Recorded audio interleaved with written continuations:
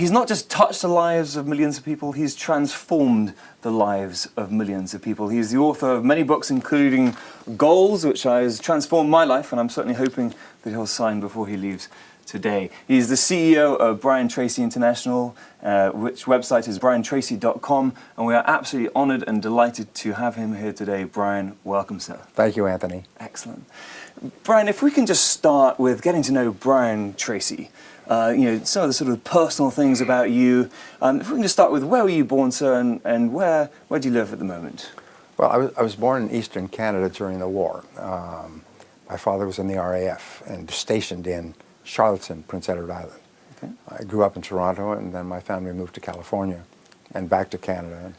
I spent many years traveling, and now I live in California again. Favorite cuisine or restaurant? Anything comes to mind? You know, I have traveled now in 98 countries, and I like virtually everything. I like Italian food, I like Indian food, I like Mexican food, I like French food, I like everything. Thank you. Airline food, presumably, as well. Yeah, well. Top vacation spot? Hawaii is my favorite, but also also Austria and Switzerland. Fantastic. And your favorite website, apart from briantracy.com?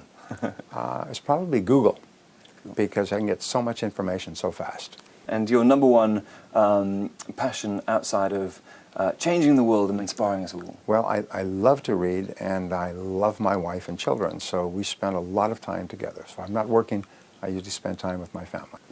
You're the world's expert at psychology of achievement, amongst other things. But how did you get into this space? Was there an epiphany moment when you thought, this is what I want to do for the rest of my life?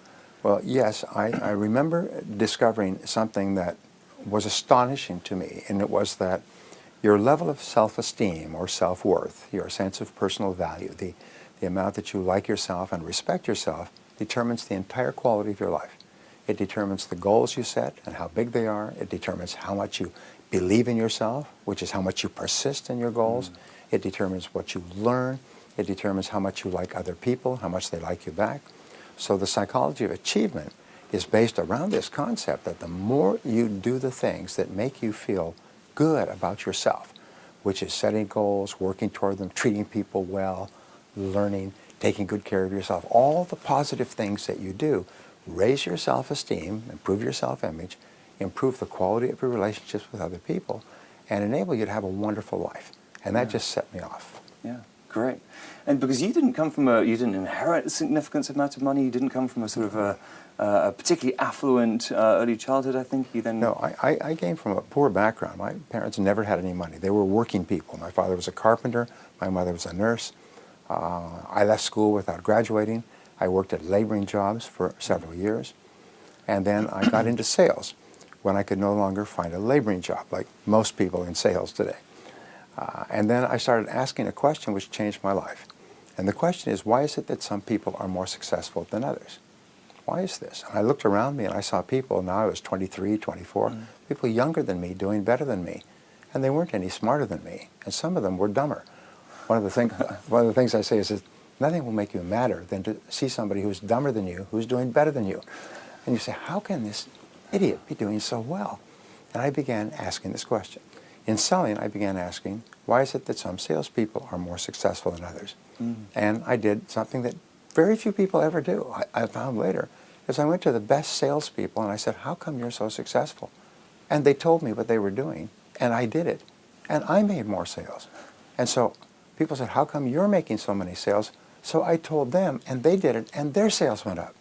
And when I got into business, I asked managers, how do you manage in a business like this? How do you organize it?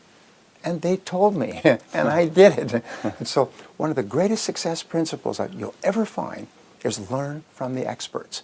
Learn from the people who are already demonstrating the results that you want to get. Read their books, listen to their programs, attend their courses, learn from, and ask them. And they will always tell you. And you can save yourself years of hard work by simply learning from people who've already learned it by themselves. Yeah, fantastic. As I mentioned to you, you've studied and you've gone through and you've learned what is it that makes people highly, highly successful in whatever field there is. So we're going to go into some details later on, but sort of at a macro level, what are the top 2 or 3 things that world-class people do? Well, world-class people have a much bigger vision of what is possible for them. One of the things techniques I learned many years ago from an expert was called X to 10X. X to 10X, which means imagine that you could go from X, your current income, to 10X, 10 times your current income. And your first response to that is that's completely preposterous. There's no way that I could increase my income 10 times. Yeah. It's not possible. So then I'll ask an audience, I'll say, well, is there any chance at all that you could increase your income by 10 times in the course of your lifetime? Is there maybe one chance in 1,000? Everybody will say, well, there's maybe one chance in 1,000. Okay, then I'll say, well, now how many people here from the time you took your first job until now have already doubled your income? Every hand goes up. Tripled, most hands go up. Quadrupled, lots of hands go up. I said, so you already doubled your income, tripled your income. So all you need to do now is do the same things that you did to double and triple your income, and you'll double and triple it again, and double and triple it again, and then you'll have increased your income 10 times. And there are people all over the world who are earning 10 times as much as you, and they're no better and no smarter than you are. And what this does is it explodes your thinking, because most of us begin to develop narrow thinking around our current income. And then we adjust our lives, we adjust our appetites, the restaurants we go to, the food we eat, the home we live in, the clothes we wear, the car we drive. We force our whole world to fit into our current income, whereas top people create a vision. Here's an interesting point. Peter Drucker said that if you do not have a vision to be a world leader when you start your business on your kitchen table, you'll probably never be very successful. So if you're starting your business on a kitchen table, imagine you could be a world leader.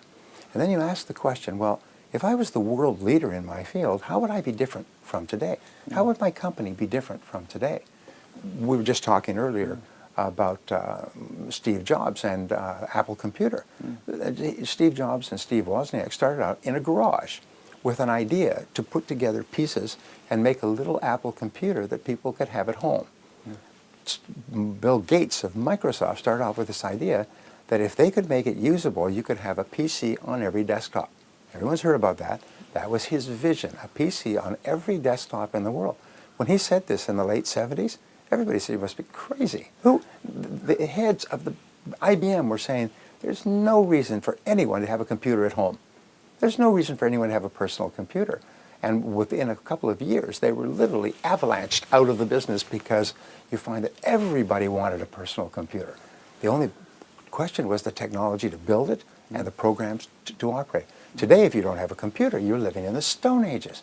People, your telephone is a computer. You have an iPad. You have a computer at home. You have a.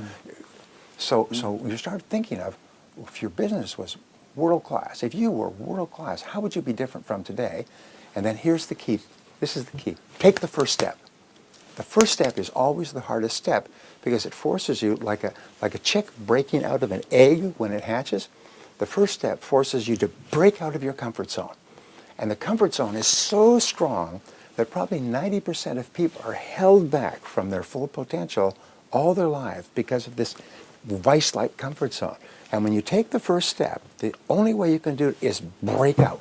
And suddenly you see the second step and the third step and the fourth step.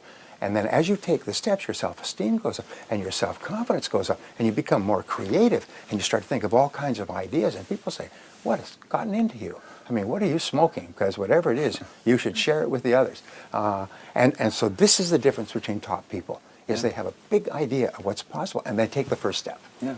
It's interesting because you talk about when you in your book Goals that people need to almost do magic wand thinking when they're writing their goals. It sounds like you're talking about there with a sort of an unbelievable vision. It sounds it's similar and linked to magic wand, isn't it? Yes. What I do is this: I take out my magic wand. I always have my magic wand, and I'll do this with every audience.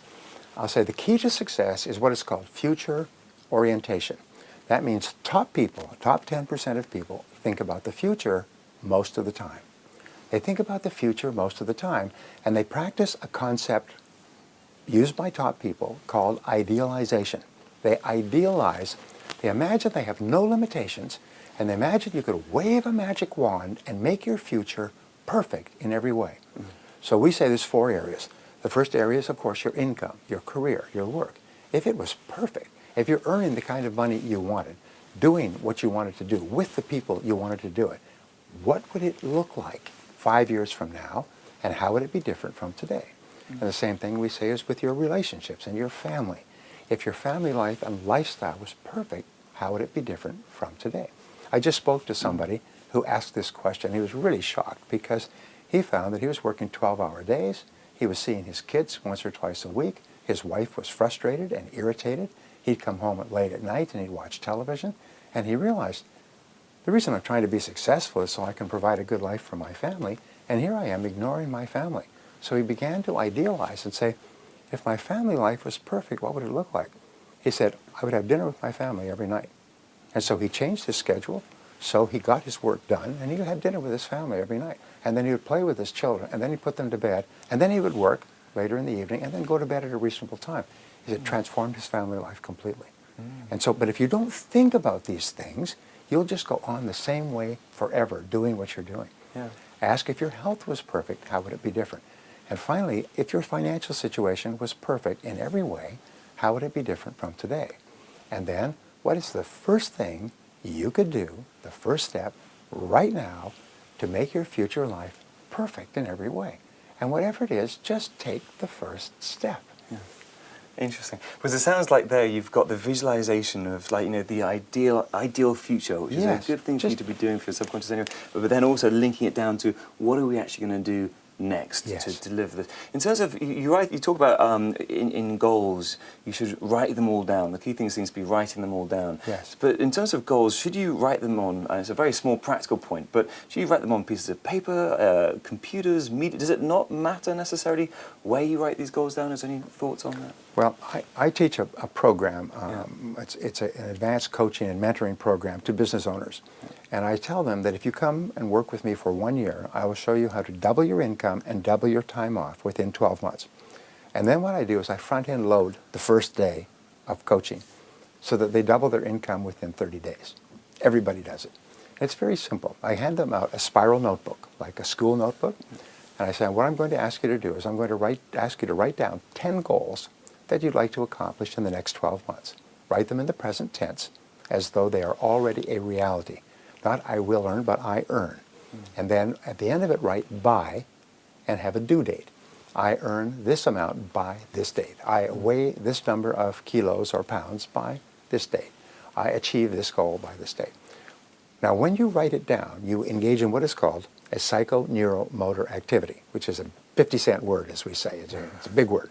But what it means is that you see it when you're writing it, you sub-vocalize when you are speaking, you kinesthetically write it, and by doing the handwriting, you actually program it into the hard drive of your subconscious mind. And I've had people do this exercise once, and a year later, they found that list of goals, and they were astonished to find that 8 of the 10 goals had been achieved. I spoke to a gentleman recently, remarkable story. He said, after he had gone through my seminar, he heard me say, write down 101 goals that you want to accomplish in your lifetime. Well, he was about 24. He was struggling. He was poor. He had a used car, no money, unmarried, single, so on. So he went home that weekend. He got a spiral notebook. He wrote down 101 goals. Now, 12 years later, I'm coming back to the same city, Atlanta, Georgia. And so he came to my seminar. And he said, I have to talk to you. He said, because 2 weeks ago, I was going through my papers, and I found that notebook. And I said, there's that notebook I wrote so many years ago. And he took it out, and he said, I wonder how I did. And so he began looking, and he took out a pen, and he began ticking off the 101 goals. So, yes, I achieved that, and I achieved that, and I achieved that. He said, Brian, and he started to cry. He started to shake. He said, Brian, I had achieved all 101 goals in 12 years. One of my goals was to marry a beautiful woman, which I did, to have children, which I do, to start my own business, which I did, to become a millionaire, which I am today, to own a new Mercedes, which I have, to put my children in private schools, which I did, to travel around the world, to learn a language, to sing a song, to learn to speak, he said it was unbelievable. He said, not 100, 101 goals had been achieved in 12 years. He said, it was overwhelming to him. He could not believe it because I had told him, if you write them down, it's like programming them into your subconscious mind, where they then begin to work 24 hours a day while you're doing other things. Great. So a spiral notebook and a pen. Yes. And some imagination and some discipline each morning. Talk about each morning. Do you say that should you look at your goals then every single morning? I know that you say you're a big believer in going to bed early, waking up early, reading, nourishment for the brain, and then looking at the goals. Is that? What I do is I rewrite my goals every morning. Okay. I carry a spiral notebook. I have stacks now over the years. And every morning I get up, when I do a little bit of reading, I exercise, and then I'll open my book and I'll write down the goals. Now here's the key. Do not refer to the previous day. What you do is you turn it over and you rewrite your goals again today. Now here's what will happen. When you first write down 10 goals, they will be the first things that occur to you. The next day when you write them down without reference, you will change the order. You may actually drop off one or add something else. The wording will change in the goals, which is very important because your subconscious mind is activated by the precision of the words that you use. And so you'll find yourself writing the goals differently and in different order and sequence. And at a certain point, you'll find yourself every morning writing the same 10 goals, like that. And then, one by one, they'll start to be achieved and replaced by a new goal. And a year from now, it's almost like if you decided to exercise and lose weight a little bit each day, a year from now, you could be as fit as an Olympic athlete. A year from now, you will have accomplished so much, it will be astonishing to you. You know, and people say, well, it sounds really good, big American motivational speaker and so on. They say, but what if it doesn't work? I say, no, that's the wrong question. What if it does work? All it costs is a spiral notebook, a pen, and a few minutes a day, maybe 5 minutes. What if it could transform your life, as it has done for millions of other people, with no exceptions, in 56 countries where I've spoken? So if it works for everybody, everywhere in the world, it'll probably work for you. All it takes is 5 minutes a day. And it's really a test of how much you really want those goals, is do you have the discipline to rewrite them every day?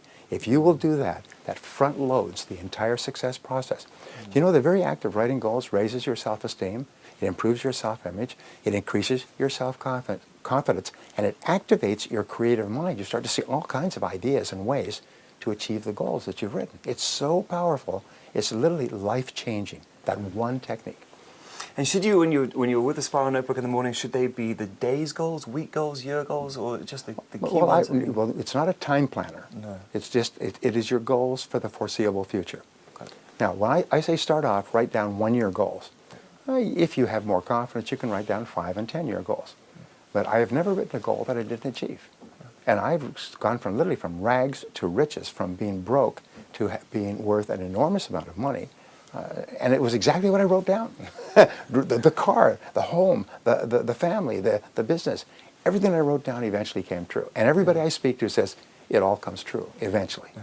A lot of the things you say, I guess, Brian, linked to cause and effect. You're Yes. telling us that you can do things. It's proven. It's tried and tested. If you follow these methodologies, Yes. then you can have the same effect. Is that Yes. right? Yes. The same results. Yes. But one of the things, I went to one of your courses. I was lucky enough to go to one of your courses last year, where you were saying that when it comes to achieving greatness, you don't have to be significantly better than the people around you or your competitors. You have to be marginally better. And you were talking about a metaphor about a horse race, and you could say it a lot better than I can, but it really had an impact on the audience. So could you just... Well, we call this the winning edge technique. We find that top people have edges. They're a little bit better. Just like the Olympic athletes win by an inch, they win the gold, and the person who comes in 2 inches later doesn't even appear on the winner's stand. The winning edge concept says that a horse that wins in a horse race by a nose wins 10 times the prize money of the horse that comes in second by a nose. And now, is the horse that comes in first 10 times faster, 10 times better, 10 times anything? No, just a nose faster. A nose can be an inch or two in a photo finish, and it can make the difference between world championship and forgotten. Top people, and the research that's coming out now since the last time we were together, shows that the best people in every field, the ones that go from the bottom to the top in their careers, are people who engage in a concept called deliberate practice. Now, this is a breakthrough concept. It's like quality circles. It's a whole new concept in business. Deliberate practice means that, like a sniper, they select the one skill that today can help them the most to be the most productive, to make the greatest contribution where they are right now. And they ask around, if I was really good at one skill, You know, the magic wand concept? If I was really good at one skill right now, which one skill would help me the most at this stage of my career? And your boss can tell you, your coworkers can tell you, your staff can tell you, but you've got to know, because this is the key. It's almost like you're trapped in a room, there's one door out. The one door is the most important skill that you can learn. If you learn all the other skills, you go out through all the other doors, nothing will improve for you. But if you get really good in this one skill today, it can really help you. Sometimes it's understanding financial statements. Sometimes it's negotiating. Sometimes it's being really excellent in meeting management. Sometimes it's good at public speaking. Sometimes, you never know what it is, but people around you know what it is. And in your heart, you know what it is. But here's the point. All business skills are learnable. All business skills are learnable. That means you can learn any business skill. And the point is, you must never allow yourself to be held back in your career, to be trapped in the room with the doors all ready to be opened with the keys and the locks.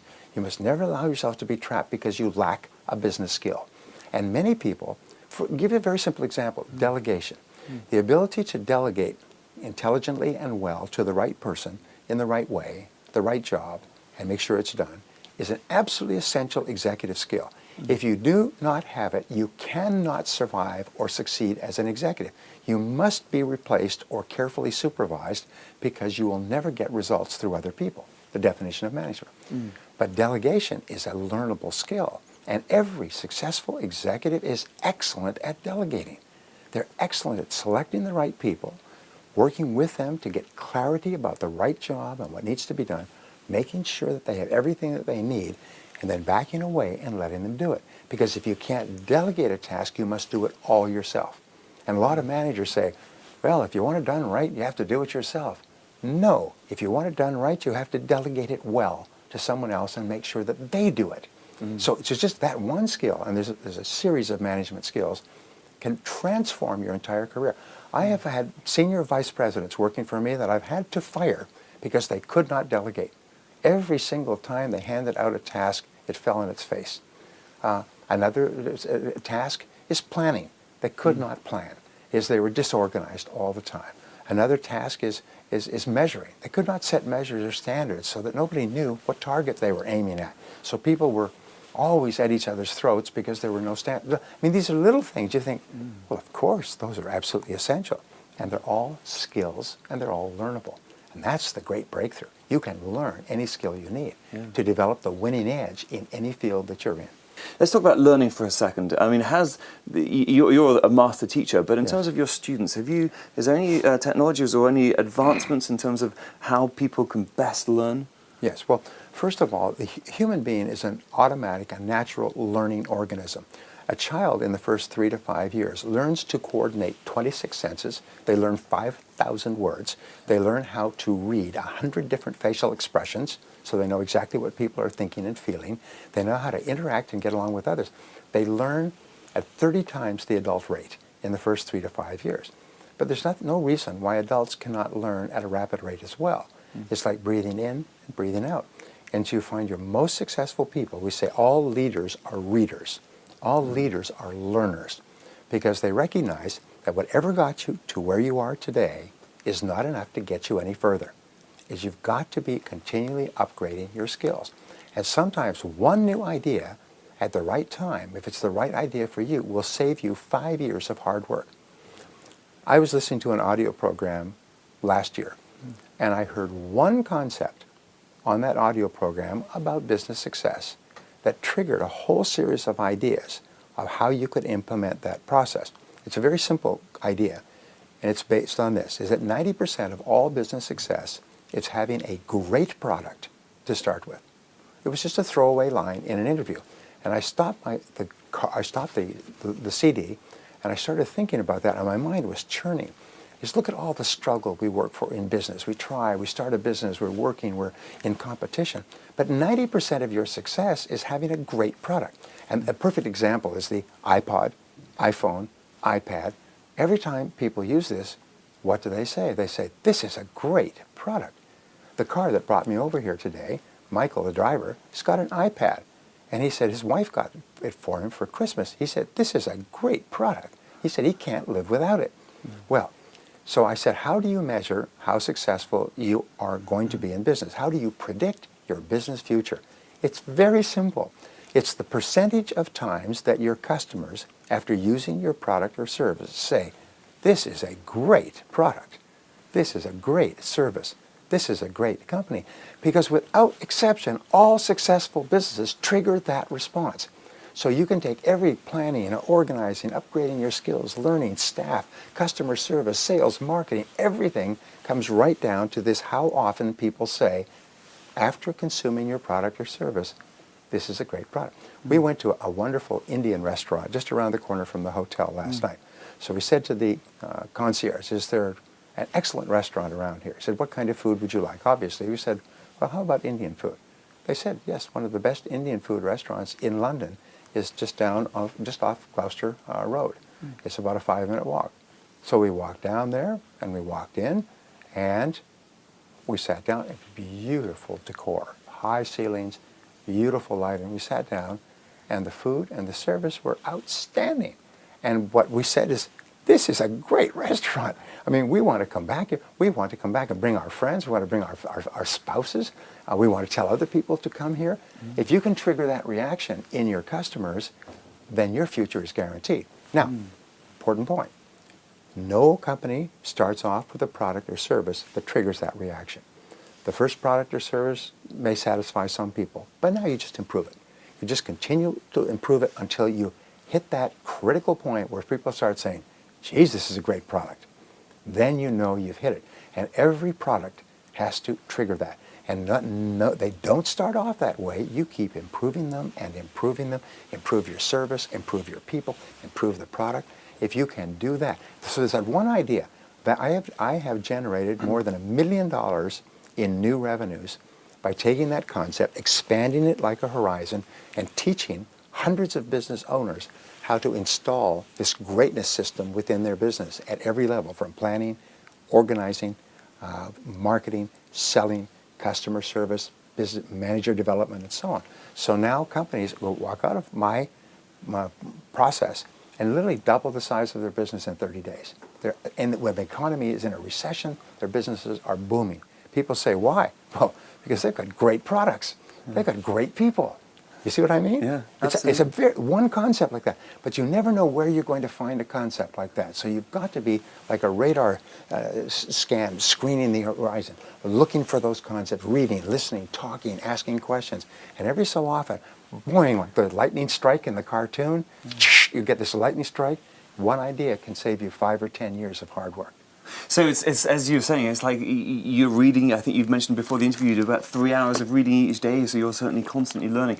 But it's almost like separating. What that was the ability to separate out of just one idea out of all the millions of other ideas that you could have absorbed. So how do you make sure you incorporate the right idea? Is it the one that? Well, you have to understand that there is a great power in the universe that is trying to get you the ideas you need to achieve your goals. So you go right back to, I want to increase my income. So I say to people, you want to double your income in the next 2 to 3 years? Everybody says yes. I say, well, it's a reasonable goal. A lot of people in this room will double their income in the next 2 or 3 years. So how do you do it? And I say, well, could you increase your productivity? Because your income is determined by the value of your contribution, the results that you get for others that they will pay you for. They say, well, yes, so could you increase your productivity by 1/10% in one day? That's 1/1000th in a day. Could you be 1/1000th more productive in one day? And people say, well, of course, you could probably be twice as productive in one day if you just focused on your most important task and did only that. But let's just say 1/1000th. We're not talking about 100%, we're talking about 1/1000th. Having done it for the first day, could you do it for the second day? Yes. Could you do it for the third day? I mean, if you were really determined. If you had a gun to your head, could you do it? Yes. So you could do it for 5 days. Well, that would be 1/2%. Do you think you could be 1/2% more productive over the course of an entire week? They say, well, of course. 1/2%. Could you do it for the next 4 weeks? Now, there's 13 4-week months in a year, 52 weeks divided by 4. So having done it for a month, that's 2% more productive in a whole month. Could you do it for the next month? And the answer is yes, because now you're getting into the rhythm of better productivity, you're learning new skills, you're managing your time better, and so on. If you do this for an entire year, at the end of a year, you'll be 26% more productive. That's without compounding. Could you do that? Could you do that if you really wanted to? If your life depended upon it, could you do it? You will say, yes, of course. Well, having done it for the first year, could you do it for the second year? And they say, well, yes, of course, because now you're into the rhythm. It's easier and easier. It's like skiing. You go faster and faster and faster. You develop what is called the momentum principle of success. Could you do it for 10 years? Well, 26% compounded over 10 years is 1,004%. So you'd increase your productivity, performance, and output, and your results by 10 times in 10 years. So you'd increase your income 10 times as well. And people will line up at your door to hire you at 10 times what you're earning today, because you are so valuable and so productive. And people say, And I say, I just told you, that's what everybody does. Everybody who's earning 10 times as much as you did not do it in a big leap. If it's a big leap, it gets into the newspapers. But the people who are doing really well did it incrementally. It's called the law of incremental improvement, or the law of accumulation. Every great success is an accumulation of many little, tiny efforts that nobody ever sees or appreciates. But they start to accumulate like a snowball. They start to build up and build up. And over the course of years, the person is more and more productive. And when you're looking for ideas, you'll have ideas that will help you to be more productive. I could do this and I could do that. And you read this article. Oh, that's a great article. Sometimes you just find one idea that will cause your life to go off into a different direction, change it completely. But you never know what the idea is going to be, so you must bombard your mind with many ideas, just knowing that the right idea will come to you at the right time. Yeah. And it always does. It always does if you will just keep being open to new ideas. Yeah. It's incredible because, but you've got to have those goals in the first place in order to actually then trigger those ideas. Yes, absolutely. It's like you want to start off to a distant destination. Well, you've got to be clear about the destination. Then you find the way to get there. You find the right route, the wrong route. You change this, you stop this. You go here, you go there. But you've got to be clear about where you're going. Yeah. It's like if you're going through London traffic. Oh, my Lord. I mean, you have to be turning and twisting and turning and in and around and back and corners, everything else. But you know where you're going. So it's the final goal that organizes your entire trip. If we can talk about now sort of time management, because we were talking about sort of the vision, how to have inspirational goals, right. Using the magic wand, not saying not setting too low bar goals, high ones achieving. But let's talk about how you can actually implement this on a sort of day-by-day basis now. I mean, you wrote that the book Eat That Frog, phenomenal book. So what was the concept behind Eat That Frog, and one or two key time management lessons we can take away? Well, I'll give you a couple of concepts and then one lesson that will double your income. Anybody here can double their income with this lesson. It's so simple, it's embarrassing. You'll walk away shaking your head. You say, that's so simple. Because all the great truths, by the way, are simple truths. I've studied philosophy going back to Socrates and Plato and Aristotle. All the great truths ever discovered are simple and easy to apply. They are not deep or complex. If it's complex, it may not be true. Okay, so what we know is that all of time management, and my books have sold millions of copies in 38 languages. I'm probably the best time management author, best-selling time management author in the world. And I don't even consider myself to be a specialist. But what I did is I began learning from the experts. I read every book. I took every course. I traveled around the country and sat in on seminars. I bought every time management system and used them so I understood how they worked. And then I put it all together into systems. And I have Eat That Frog is a short book. It's available down the street here. I just came from Bratislava. They have it in Slovak language. I stopped off in Prague for 4 hours. They have it in Czech language. The head of the company that brought me in last November found a copy of this book and began to read it. And today he has 1,000 employees, and he attributes it all to this book. He said it transformed his life. He carries it like a Bible. It's written up and rewritten and wrinkled and everything else. He said it's such an amazing book because it basically says this, is decide upon your goals and your most important goal, and then every day begin your day with a list. The best time to write a list is the night before, because when you write a list the night before, the next morning you'll come up with all kinds of ideas for the list. It's like goals for the day. Then what you do is you look at your list and you say, if I could only do one thing on this list, what one activity, what one task would I want to be sure to complete before I left town for a month? All right? And that becomes your most important task for the day. Now, the Eat the Frog concept comes from a story where they say the first thing that you do in the morning is you eat a live frog.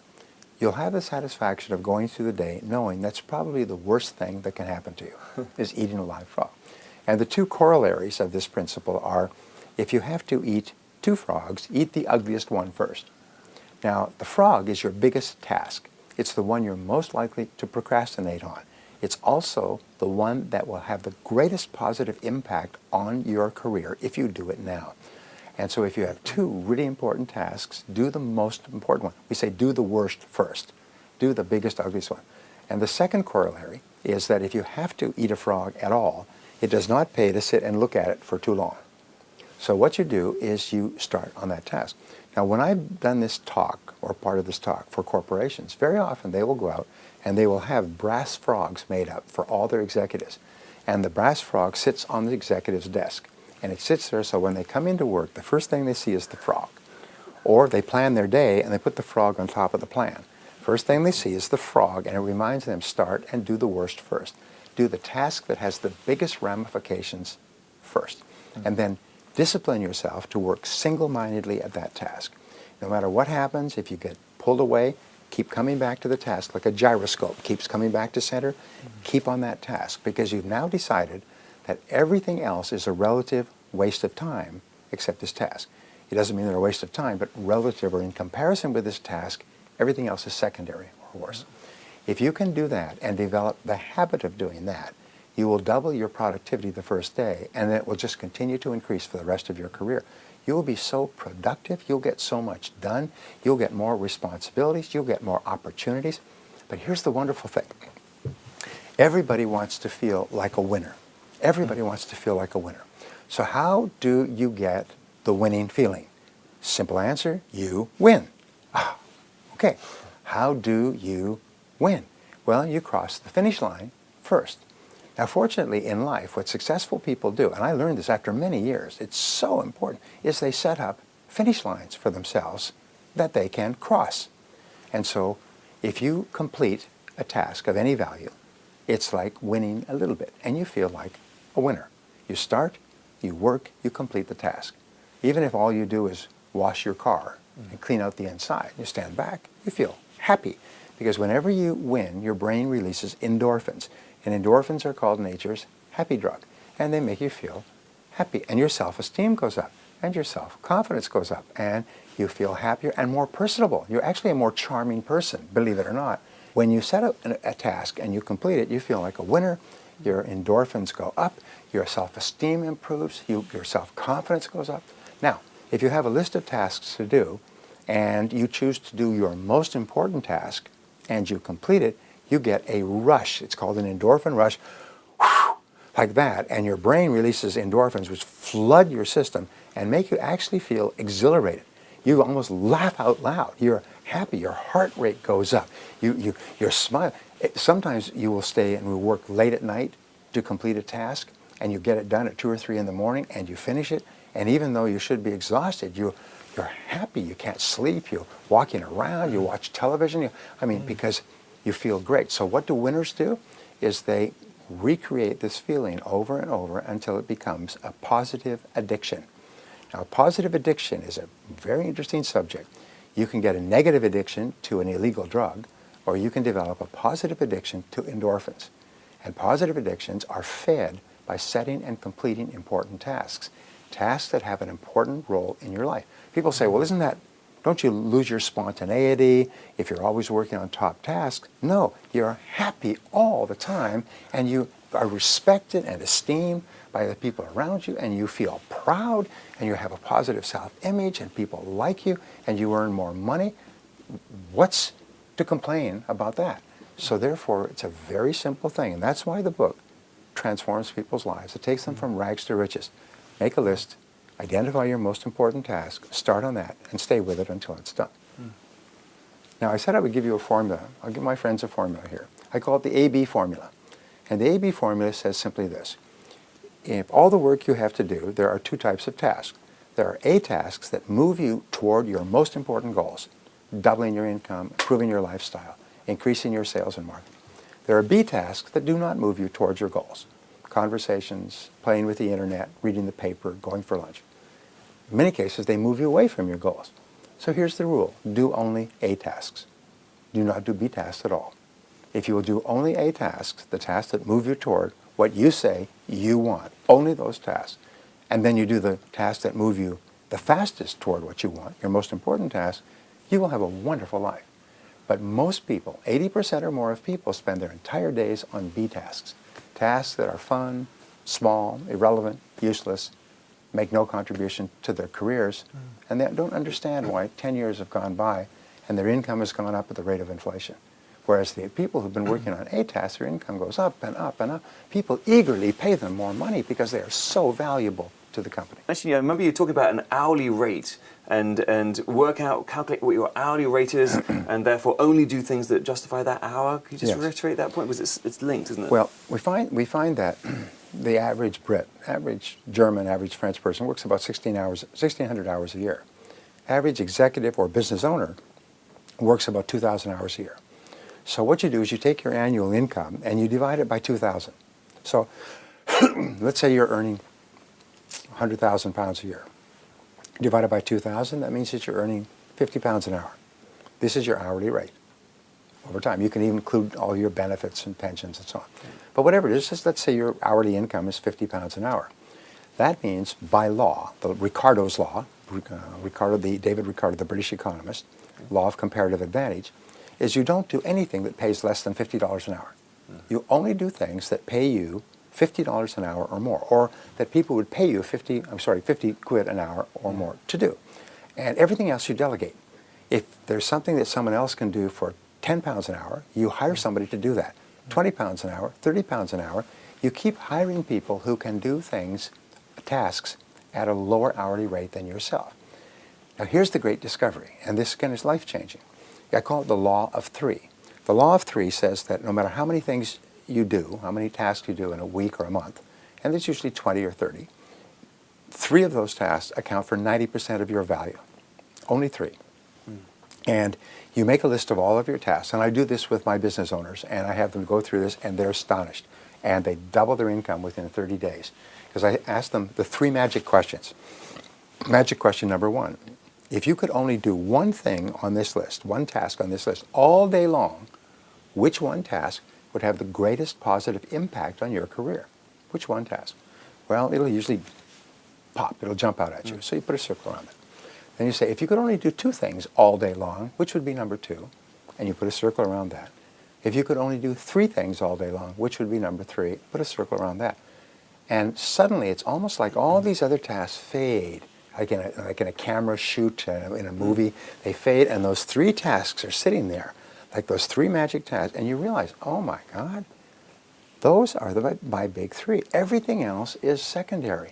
Everything else can be done by someone else, or done later, or not done at all. And then you focus on the 3. So here's the rule for doubling your income, and doubling it again, and doubling it again. Do fewer things, but do more important things, and do them more often and get better at them. Repeat. Do fewer things, the big 3. Do more important things. Do more of them. Spend more of your day working on those 3 tasks, and then get better at those tasks so you can get more of them done faster at a higher level of quality. If you will practice the law of 3, you'll transform your life. If you combine that with the eat the frog and work on your most important task, the one that can contribute the most value, and you can do that until it becomes a habit, just automatic. You get up in the morning and you just start work on your most important task, and you say, no, I don't do that. I don't do little tasks. Those are not my job. People say, what about this, what about that? I say, excuse me, I'm management, not labor. I do management tasks. I do my big 3. Labor does all these other things. They go, ho, ho, ho, ho. So you, person who's watching this right now, is your management, not labor. Think of yourself as management and do your 3 tasks. If you can do that until it becomes a habit, you're going to conquer the world. If we can talk about sales now, because you mentioned earlier about the fact that companies have really got to make sure, or you've got to make sure your product is exceptionally good. So if you've got an exceptionally good salesperson watching this right now, and they think their product is average at best, what advice would you give to them?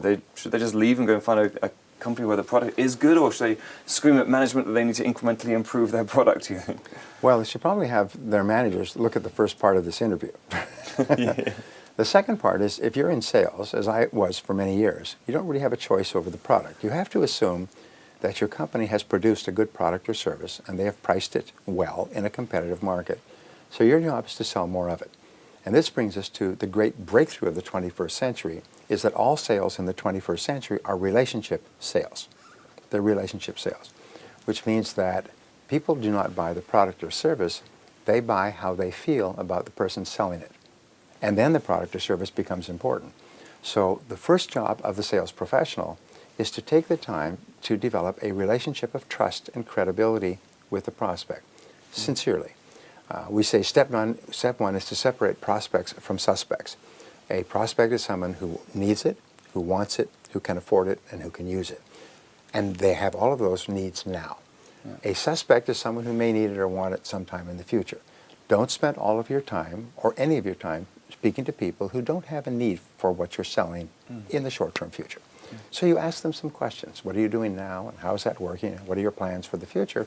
If they say, well, we're perfectly satisfied and we don't have any money and business is terrible and we're not making any changes, and you say, great, you have a wonderful day, and here's my business card, and call me if ever things change. And you keep looking for people who have a need. We say that if you're selling fire extinguishers and a person's hair is on fire, that's a good prospect. They need your product, and they need it now, and they need it immediately.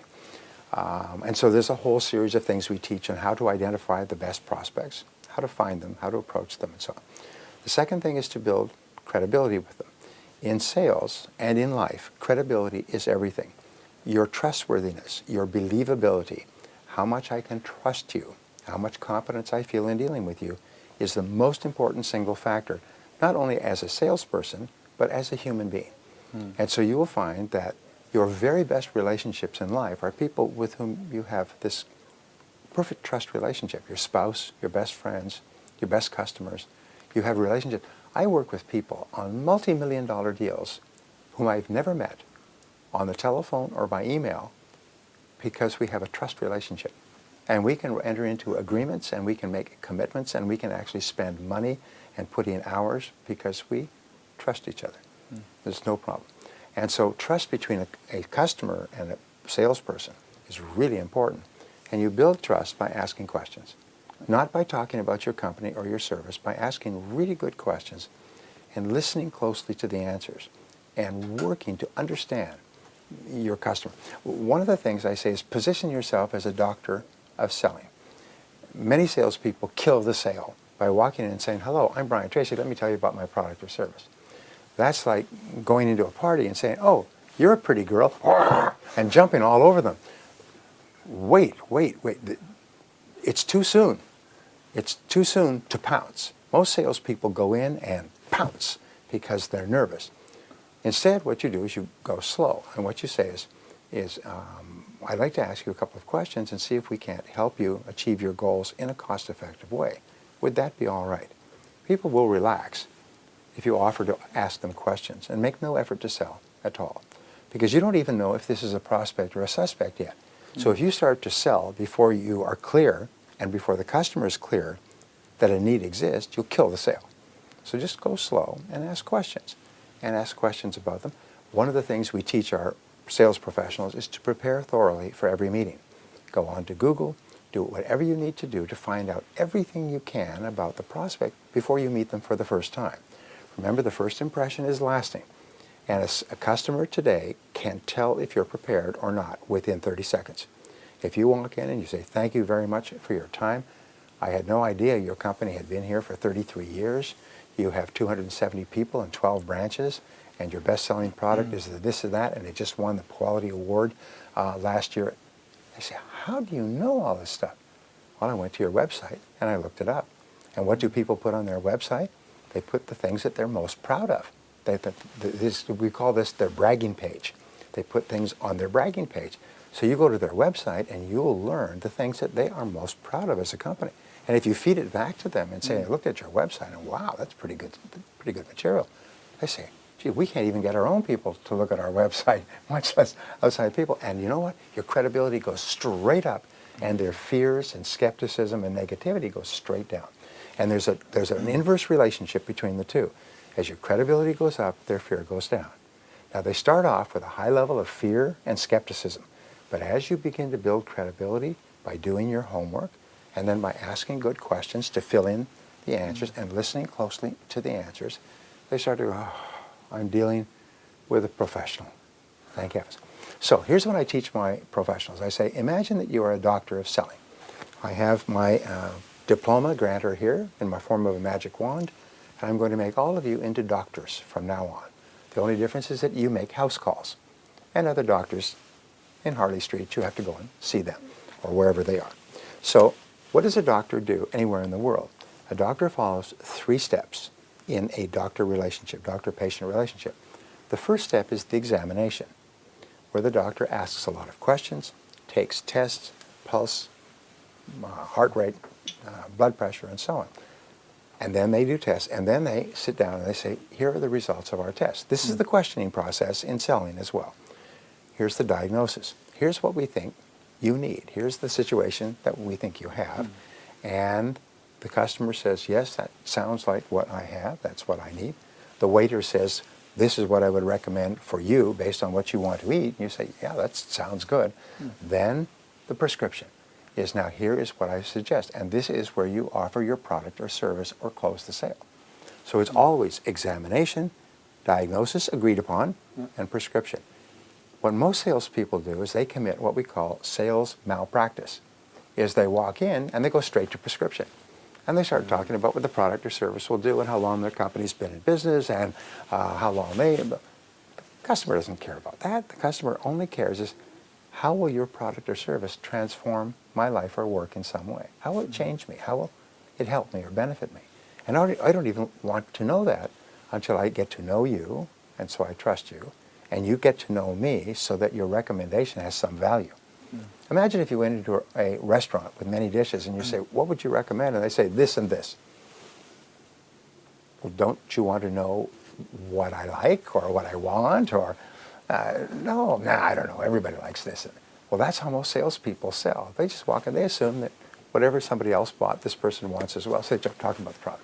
And that's the same as pouncing on a girl at a social gathering when you meet her for the first time. So don't do the pounce, just stop. And be prepared to go back a second time. Take notes carefully in a sales presentation and say, may I think about what you have said for a couple of days and come back to you with some ideas on how we might be able to help you. What is the customer going to say? The customer going to say, absolutely. What if a doctor does a complete examination, says, look, I'd like to get all of these results together and then see you again in about a week. Would that be all right? Of course. You start to shift your whole schedule. You are looking forward eagerly to hearing what the doctor has found out and what his recommendations or her recommendations would be. And this is the beginning of the relationship-based selling process. And people who sell like this earn 10 times as much as people who sell the other way. Leadership, obviously a huge issue. We need more inspirational leadership out there. I actually went to your website, BrianTracy, not long ago, .com, and subscribed to your newsletters. Got 7, I think it was the 7 responsibilities of leaders. Right. If we can just start with what is the sort of the number 1 responsibility of a leader, or if there's any other things that highlights of those 7 that you'd like to shed. Okay, remember the umbrella concept. Is I read all these books about leadership and be a leader and everything else, and I think a lot of them are nonsense. They're written by academics and they're written by consultants. A leader is a person who gets results, and their measure of leadership is how many results you get and how predictably you get results. And there is a wonderful osmotic process in our society, in the free market, in the private sector, is that if you get results at one level, you will be given higher responsibilities to get results at a higher level and a higher level. And when you look at the presidents, I was reading an article about the head of one of your diamond companies here in London. This man is a billionaire, and he started off working at a jewelry store sorting stones and talking to customers. He now is one of the great diamond merchants of the world. I think his name is, maybe it's Graf or something like that. But here's a man who started off, and he was able to get results dealing with customers across the counter. And then he was able to get results helping other people in the store. And then he's built up, and now he's one of the most respected and richest men in the world because he still gets great results. And getting results is learnable. You can learn to get lots of results. So that's the umbrella. And then we talk about the 7 responsibilities of leadership, and they're all based on getting results. And number 1 is to set and achieve business goals. This is the primary responsibility of the leader, is to set and achieve business goals. So you must be crystal clear about your goals. The top managers I know in many entrepreneurial businesses set goals for sales for every day. Some companies set goals, especially in retail, for sales for every hour. And they're looking at the numbers. And a fixation on the numbers that measure your progress towards your goals causes you to improve in those areas. So they say, oh, sales were down this hour. What can we do to make this hour, which is after lunch, which is a slow hour, how can we improve our sales at that time? Could we send out a special offer at 11 o'clock, which expires at 2? In other words, they're always thinking in terms of small time increments, but they're always thinking about their sales and profitability goals. So that is the number one thing, which you've heard me talk about before. Average managers are really unclear, and everybody around them is unclear. Key managers are crystal clear, and everybody around them is crystal clear about the goals. Everybody's pulling in the same direction, just like a sports team. They're very clear about what they have to do in soccer to make a goal. They don't run around the field and kick the ball here and there and shout at each other. No, they're absolutely laser focused on getting that ball into the net. And that's the job of the manager. Yeah. Nobody else is responsible for that. Okay, great. Well, you also wrote a book on how the best leaders lead. Yes. Is there any key insight that we can take from that? Well, my favorite word in management is clarity. My favorite word in life is clarity. The greater clarity you have with regard to what you're trying to accomplish, the faster you'll achieve it. Yeah. In fact, people with clear written goals and plans with priorities accomplish 10 times as much in life as people without. It's very simple. It's the 10 times factor. Then make sure that everybody that works with you is crystal clear about what job they're supposed to do. Be clear about your 3 most important tasks and help everybody else be clear about their 3 most important tasks. So you get everybody always working on the 3 most important things they can do. And you hire other people who can do the task at a lower rate than your best people. You free them up from small tasks so they can do the things that make the greatest contribution to your overall goals. Yeah. That's the job of the leader. You mentioned Steve Jobs earlier in this interview, and we have other CEOs that are trying to model Steve Jobs and other, but for the aspiring CEOs or CEOs out there that are watching this video, is there any specific advice for them, or what you feel the best CEOs do? What is the sort of the job and activities of the best CEOs in the world? Well, I studied this subject and written about it, but Jim Collins wrote a book, Good to Great, 5 years ago, still a top-selling book. And in that he identified the companies that go from good to great. And he found that they have 7 qualities. And one is quality was what he called a level 5 leader. Yeah. And a level 5 leader was a person who's actually pretty easygoing, not an egomaniac. Is often the public doesn't even know who the president of this massive company is. But this person is very clear about their goals, very determined to make the company successful, and is very supportive of all the people around them and helps them. They know that if I cannot get other people to do the work, I have to do it. So what they do is they select people very carefully. When we talked about selection and delegation, so they'll select very good people, and the rule is get the right people on the bus, get the wrong people off the bus, and then get the right people in the right seats on the bus. This is Jim Collins' formula. And so that's what the leader does, is the leader focuses on finding the right people to put in the right seats on the bus, and then they will drive the company forward. Fantastic. Thank you very much for that, Brian. Brian, if we can talk about something that's slightly more personal, but still very encapsulating to everything you've been talking about today, and that's overcoming obstacles, visualization, and everything else. You've overcome cancer. As last year, I believe you were diagnosed with throat cancer. Can you just tell us about that story and maybe some of the lessons that you've learned along that journey? Yeah. Well, I believe in having regular medical checkups. After the age of 40, you should have a checkup every year, because doctors can find things in a checkup that will not really even appear, especially blood tests and so on, not even appear for several years. So regular checkups can add about 8 to 10 years to your life. Well, I got so busy for 2 or 3 years, I never went to a doctor. I finally had a little sniffle that didn't go away, so I went to my doctor for my medical checkup, and he looked in my throat. He said, looks like you have an infection. Let me give you some antibiotics. Come back in a week. So I did. He came back and I said, it's not an infection. The infection's cleared up. He said, I'm afraid I'm going to have to change your life. You have cancer. This is an internist. very smart doctor. And he said, I'm going to send you to an expert who will do a biopsy just to make sure that we're correct. So he did, and the biopsy came back, and the MRI, and the PET scan, and the CT scan showed that I had a cancer about this size, the size of a lime, on the back of my throat. Now, as a speaker, as anybody, but as a speaker, this was frightening to find out you have throat cancer. Fortunately, it was not on my larynx. It was out of my voice pipe. It was on the side. So I said, well, what is the course of treatment? And they said, well, first of all, we start off with chemotherapy to shrink it, and then surgery to remove the scar tissue, and then radiation to kill any microscopic cells. So I began to read copiously, learn from the experts. I went onto the internet. I went to the American Cancer Institute. I checked my cancer against other cancers and predictions. I joined a support group. I read books on the subject. I got second opinions from other doctors. And then I finally came to the conclusion, trust your doctors. These people do this all day, and each of my doctors, there's 3, one for chemotherapy, one for radiation, one for surgery. And this is called your team. Yeah. When you get cancer, they say, select your team carefully, and the team works together. Just like they talk on a regular basis, like 3 people heading a company. They talk about you as a patient on a regular basis. They analyze your treatment. They decide how to change it. Each person is individual. Each course of treatment is individual. And so you trust your doctors, and you do what they tell you to do. Get second opinions to give yourself comfort.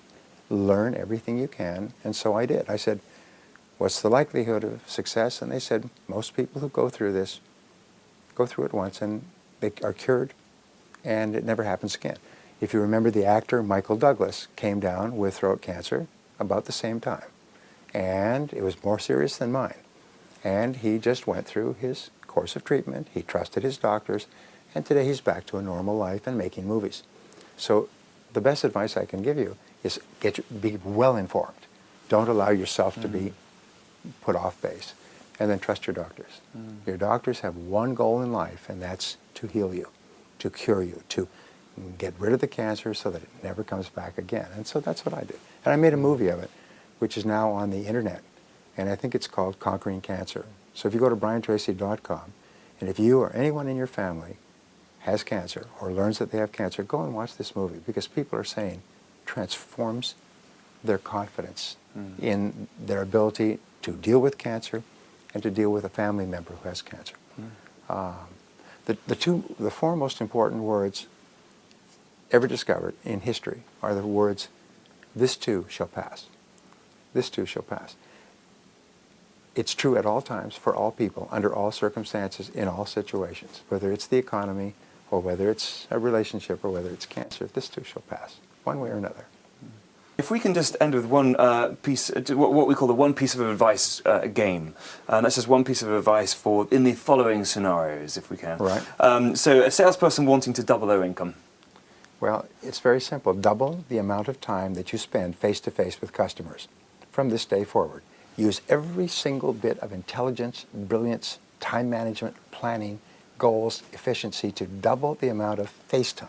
Yeah. Your sales are directly in proportion to the amount of time you spend face-to-face with qualified prospects. The average salesperson works 90 minutes a day, in that they are face-to-face with customers 90 minutes a day on average. Half are below, half are above. If you want to double your income, spend 180 minutes per day, which is 3 hours out of 8, each day, face-to-face with customers, and by the law of probabilities, you will double your income. And I've taught this for years, and everyone who does it is astonished. They double their income within less than a month. Excellent. Number 2, somebody in a job that they're not particularly passionate about, but they're afraid of leaving because of the financial commitments that they have at home. All right. Then what you do is you imagine that you are financially independent, that you have 20 million pounds in the bank, and simultaneously, you only have 10 years to live. You're going to enjoy superb health, but you have all the money that you need, and you have to work at something. You cannot be a layabout. So therefore, if you could work at anything, and you had all the money you needed, and you didn't want to waste any time, what career would you choose? If you could wave a magic wand and have all the talent and skill that you need to be successful in any field, what field would you choose for yourself? And then what you do is you just start to do some research on that field. Work in it part-time. Work in it for free. Read books and courses. Talk to people who are in it. And I have spoken to literally thousands of people over the years who did that and eventually changed out of their current job, sometimes within their same company, changed out of their current job where they weren't very satisfied into a new job that they loved, and they became a star at that new job. And virtually everybody can do this. Yeah. It's very similar to that, but a lot of people want to learn, find their passion. A lot of people say you've got to go and do what you're passionate about. But people who haven't found their passion, what advice? Well, this whole thing about find your passion is motivational claptrap. The way that you find your passion is whatever job you have to do, throw your whole heart into it. And this has been discovered for centuries. Throw your whole heart into what you're doing, and you'll find out very quickly if this is the right work for you. If it's not, you won't get any excitement or happiness from it, so then change. Many people don't realize that until you throw your whole heart into something, you don't get anything back. And so what they do is they say, well, I'll try this and see if it works, and if it does. I read this wonderful line 2 weeks ago. Every so often I come across a great line. It said this, work is never fun until you're good at it.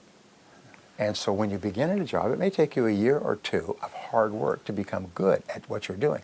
Then it becomes fun. Then it becomes your passion. Yeah. And many people say, oh, find my passion, find my passion. No, do your job right well and do it really well and get really good at it. And if when you're really good at it, if you still don't enjoy it, then look for something else.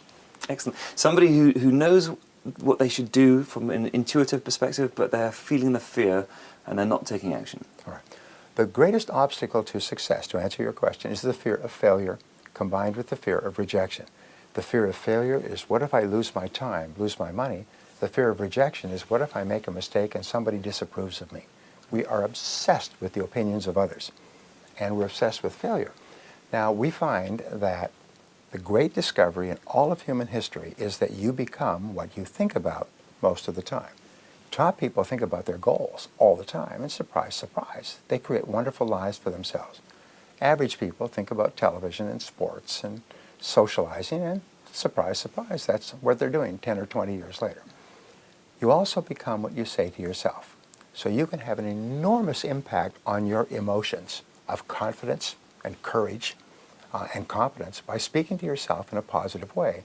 And the magic words discovered in psychology are the words, I can do it. I can do it. I can do it. So whenever you think of something that you'd like to do and you're fearful, say, hey, wait a minute. I can do it. I can do it. I can do it. I can do it. And as you say, I can do it, your courage and confidence goes up and your fears go down in inverse proportion. And then at a certain point, you will overflow and you'll just take action. And then all of your fear disappears. Excellent. And the final one, sir, a CEO that wants to become a world-class CEO, even better than Jack Welch was. Well, then what you do is you focus on getting results through people, which is be very, very clear about the goals that you want to achieve and set big goals. Jack Welch wanted to make General Electric either first or second in every category in the world.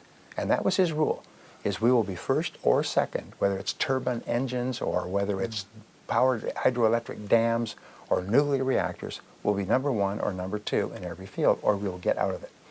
And so every single manager had a job.